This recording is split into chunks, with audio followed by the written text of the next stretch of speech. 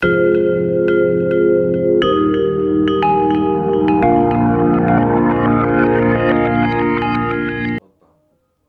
טוב לכולם, אופיר ממרפאות אלטרנטיבה, מומחה ברפואה סינית ויפנית. היום אנחנו נדבר על תופעה כואבת, אך בוא נגיד שהיא מאוד מאוד שכיחה, פריצת דיסק. ולא חשוב מזה, נדבר על טיפול ייחודי משולב לבעיה של פריצת דיסק של מרפאות אלטרנטיבה. מה שנרצה להעביר לכם היום זה באמת את הבשורה ואת המסר שלא חייבים לרוץ לניתוח. הרבה פעמים האורתופד טוען אין שום ברירה, אלא חייבים לרוץ לניתוח, אבל טיפול נכון יכול להפחית את הכאבים בצורה דרסטית. ובכן, מהם הסימפטומים הראשיים של פריצת דיסק? הסימפטום הראשי הוא הקרנה של כאבים לרגל התחתונה.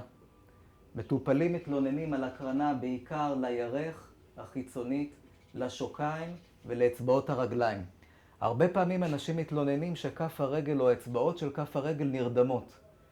זה הסימפטום העיקרי של פריצת דיסק. כמובן, יכולים להיות כאבי גב חזקים, בעיקר באזור של המותניים. טיפול נכון עבור פריצת דיסק צריך להתחיל באבחון של המטופל. זאת אומרת, למעשה, למה התרחשה פריצת הדיסק? הבדיקה החשובה ביותר היא בדיקה של אורכי הרגליים. אנחנו בודקים האם יש רגל שהיא קצרה יותר.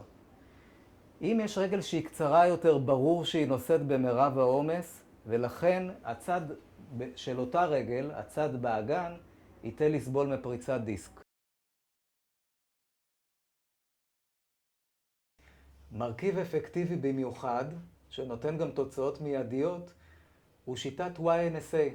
זהו מרכיב שאנחנו משתמשים בו בטיפולים משולבים של פריצת דיסק. כאמור, כמו שהסברנו מקודם, הבעיה העיקרית בפריצת דיסק זה כאבים שמקרינים אל הרגל התחתונה, תחושה של שריפות, של כאבים, של נימול באצבעות. דוקטור יממוטו מיפן, הוא מצא שתי נקודות שדיקור שלהן בקרקפת משפיע בצורה אפקטיבית במיוחד על העצב, על הכאבים שמוקרנים מהעצב, וגם על כאבי גב תחתון.